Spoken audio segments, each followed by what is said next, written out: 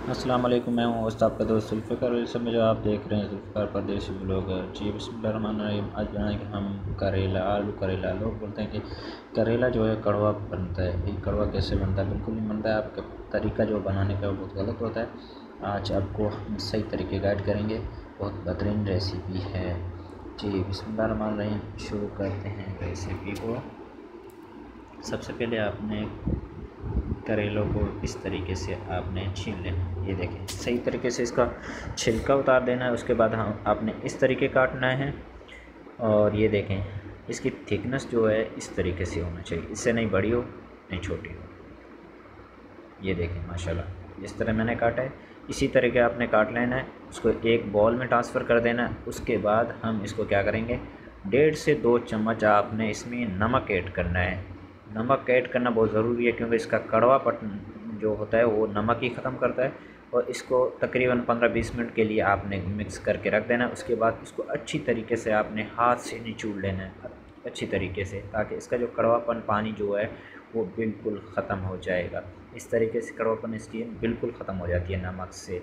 तो आपने नमक का भी इसमें काफ़ी हम ऐड करते हैं, 1.5 से 2 चम्मच ऐड करते हैं। तो आपने मसाले में नमक कम इस्तेमाल करना है। उसके बाद हम लेंगे एक कढ़ाई, उसमें ऐड करेंगे एक प्याज, इस तरह चॉप करके ऐड किए प्याज। उसके बाद हम इसमें ऐड करेंगे ज़ीरा ऐड करेंगे, साबुत ज़ीरा ऐड करेंगे 1 टीस्पून। और इसमें 2 टुकड़े हम दालचीनी के ऐड करेंगे और इसका हल्का ब्राउन करेंगे। उसके बाद हम इसमें ऐड करेंगे 2 टेबल स्पून लहसुन अदरक का पेस्ट इसमें ऐड करेंगे। उसके बाद हम ऐड करेंगे इसमें कश्मीरी लाल मिर्च ऐड करेंगे। और उसके बाद हम इसमें ऐड करेंगे हल्दी, 1 टीस्पून इसमें हल्दी ऐड करेंगे इस तरीके से। उसके बाद ऐड करेंगे इसमें धनिया पाउडर। उसके बाद हल्का सा आपने पानी ऐड करना है। उसके बाद इसको आपने हल्की आंच पर थोड़ा देर पकाना है। उसके बाद हम इसमें ऐड करेंगे टमाटर, इस तरीके चॉप किए हुए 2 टमाटर ऐड करेंगे। शॉर्टकट रेसिपी बना रहा हूँ ताकि आपके लिए आपका टाइम बहुत बच जाए। टाइम बहुत कीमती होता है। आपने इस तरीके से आपने इनको फ्राई कर लेना है।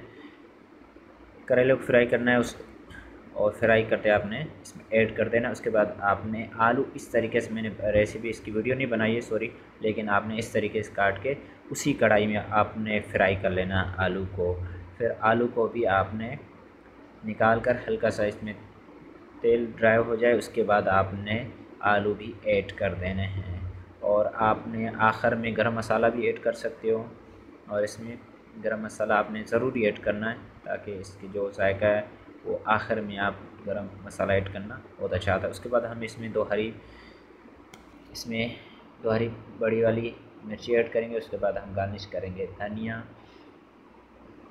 आज की वीडियो आपको अच्छी लगी तो चैनल को सब्सक्राइब करना और साथ में लगे बेल आइकन को भी प्रेस करना ताकि हर आने वाली वीडियो का नोटिफिकेशन आपको मिलता रहे।